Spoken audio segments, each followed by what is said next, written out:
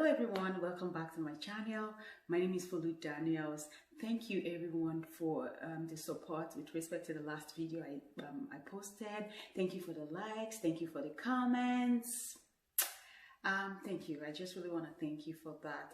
Today I'm going to be doing a couple of styles with this crochet hair. It's been about 2 weeks now that I installed it, but today, like I promised, I'm here today to show you the different ways which you can style this hair. So please stay tuned if you would like to see them.